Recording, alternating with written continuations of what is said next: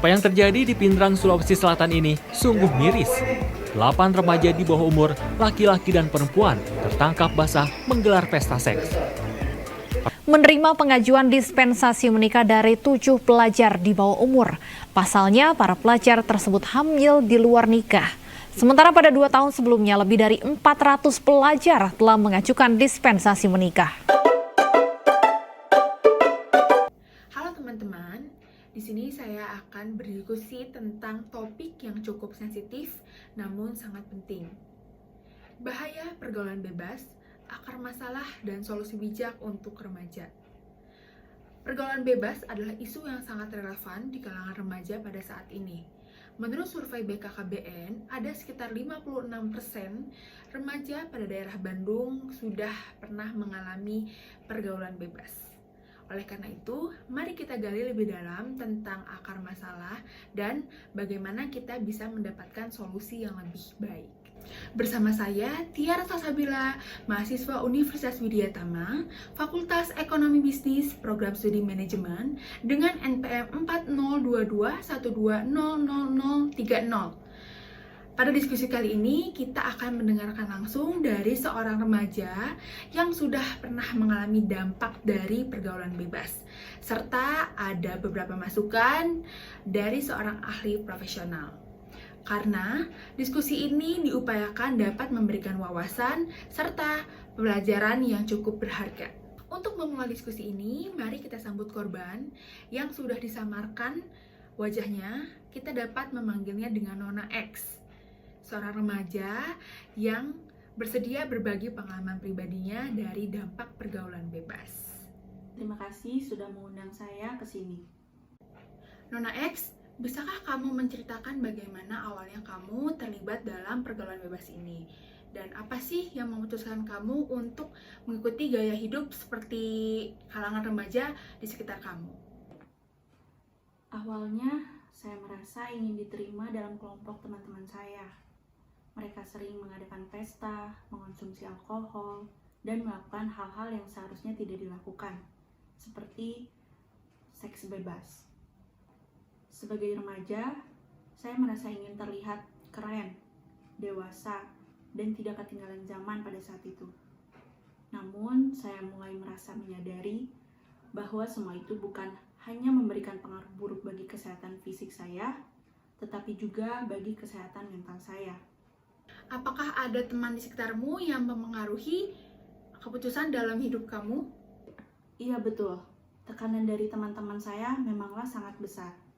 Mereka sering mengejek atau mengatakan bahwa saya, dasar ketinggalan zaman jika tidak ikut bergabung dengan mereka. Tekanan ini membuat saya merasa bahwa satu-satunya cara untuk diterima adalah dengan mengikuti apa yang mereka lakukan. Meskipun saya tahu bahwa itu adalah salah. Apakah ada momen yang membuat kamu sadar bahwa kamu harus keluar dari situasi yang sedang kamu alami? Ketika saya mengalami depresi dan merasa sangat sendirian, saya mencoba mencari dukungan dari teman-teman yang awalnya saya kira bisa diandalkan. Tetapi mereka justru menjauh. Ada satu momen khusus yang mengubah segalanya. Saya menghadiri pesta yang berakhir dengan situasi yang sangat berbahaya bagi saya. Setelah kejadian itu, saya menyadari bahwa saya tidak bisa terus hidup seperti ini.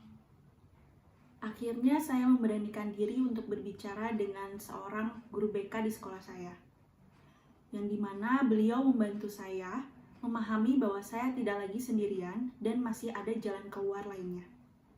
Terima kasih Nona X telah memberikan pengalaman pribadinya. Saya yakin ini tidak mudah untuk Anda lalui. Baik, untuk memberikan perspektif yang lebih dalam, saya akan mengundang untuk kita berdiskusi seorang ahli, yaitu Dr. Andini, seorang psikolog remaja yang sudah biasa menangani kasus serupa. Halo, terima kasih telah mengundang saya ke sini. Ini merupakan topik yang sangat penting untuk kita bahas dan sangat relevan. Oke Dok, berdasarkan pengalaman yang sudah dialami oleh Nona X, sini saya mau bertanya, Apa saja sih dok yang menjadi penyebab utama dalam pergaulan bebas di kalangan remaja? Ada beberapa akar masalah utama. Yang pertama yaitu kurangnya pendidikan seks yang komprehensif. Lalu banyak juga remaja yang tidak memahami resiko dan konsekuensi dari tindakan yang mereka lakukan. Untuk yang kedua, pengaruh media sosial dan budaya pop itu seringkali menggambarkan gaya hidup bebas sebagai sesuatu yang menarik dan tanpa konsekuensi. Untuk yang ketiga, tekanan dari teman sebaya yang membuat remaja merasa harus menyesuaikan diri untuk diterima di kalangannya. Lalu yang terakhir yaitu minimnya komunikasi antara remaja dan orang tua yang membuat mereka merasa tidak punya tempat untuk berbicara atau mencari tempat nasihat. Oh iya nih dok, apa sih bahaya dari pergaulan bebas yang sering diabaikan oleh para remaja? Bahayanya itu sangat kompleks, dari kesehatan fisik, ada resiko penularan penyakit menular seksual atau PMS, lalu ada kehamilan di luar nikah, dan efek negatif dari penyalahgunaan alkohol atau narkoba yang sering menyertai pergaulan bebas. Dari sisi mental, ada banyak remaja yang akhirnya mengalami depresi, kecemasan, hingga kehilangan rasa percaya diri. Hubungan keluarga pun juga sering hancur karena kurangnya kepercayaan. Semua ini menciptakan lingkaran masalah yang sulit diatasi tanpa dukungan yang tepat. Oke dok, bagaimana sih cara kita sebagai masyarakat untuk mengurangi pengaruh negatif media sosial terhadap remaja?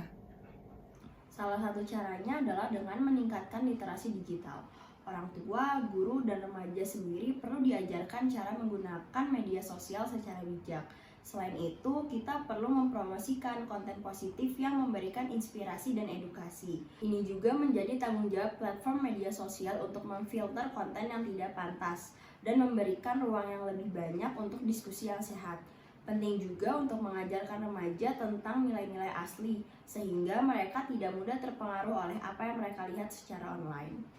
Nah, bagaimana dengan peran keluarga dok? Apa yang bisa dilakukan oleh orang tua untuk menghindari anak-anak mereka dari pergaulan bebas? Orang tua perlu menciptakan hubungan yang terbuka dengan anak-anak mereka. Dengarkan tanpa menghakimi, berikan waktu untuk berbicara tentang hal-hal yang mungkin sulit bagi anak, seperti seksualitas dan hubungan. Pendidikan seks di rumah juga penting, sehingga anak-anak tidak mendapatkan informasi dari sumber yang tidak terpercaya. Yang terakhir, berikan contoh perilaku yang baik dalam kehidupan sehari-hari, karena anak-anak itu cenderung meniru orang tua mereka. Pada saat ini kan banyak nih kasus di mana remaja enggan untuk bercerita kepada orang tua karena takut dihukum atau dihakimi. Nah, bagaimana sih dok cara orang tua untuk menciptakan suasana terhadap anak agar anak dapat berdiskusi dengan aman? Orang tua itu perlu menunjukkan bahwa mereka ada untuk mendukung, bukan untuk menghakimi. Mulailah dengan menunjukkan empati, misalnya dengan berkata, "Ayah dan ibu ingin mendengar ceritamu karena kamu sangat berarti bagi kami." Penting juga untuk tidak langsung bereaksi negatif saat anak berbicara, melainkan mendengarkan sampai selesai dan menawarkan solusi bersama.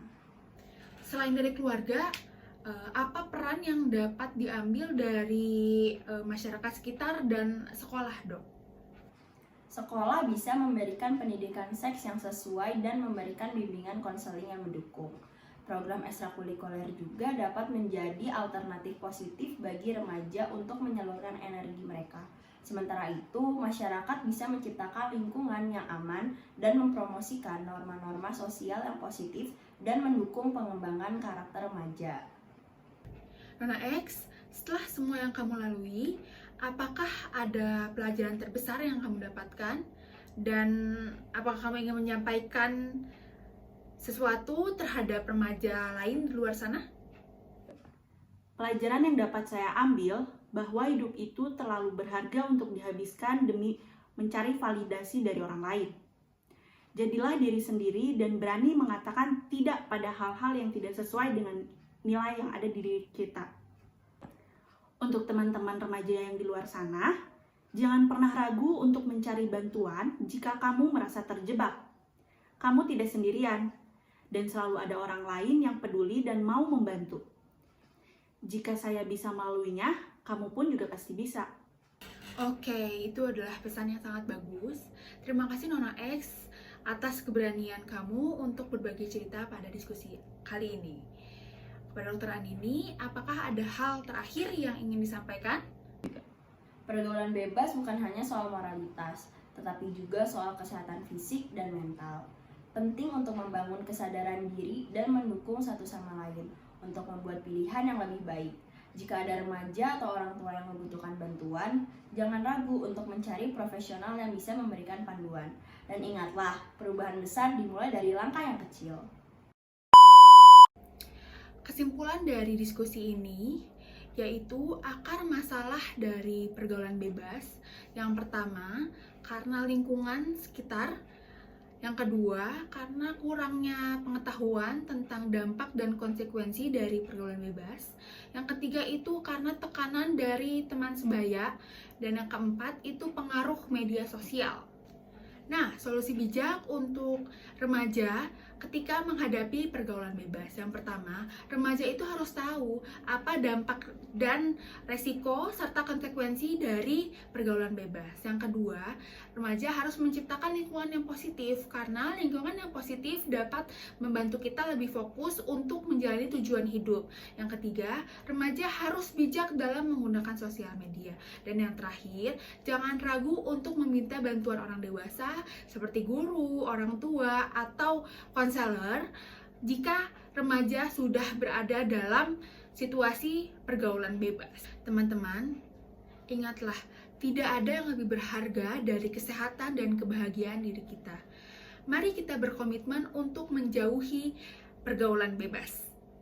Nah, itulah diskusi kita pada hari ini. Saya harap pada diskusi kali ini dapat memberikan pelajaran berharga bagi para pendengar.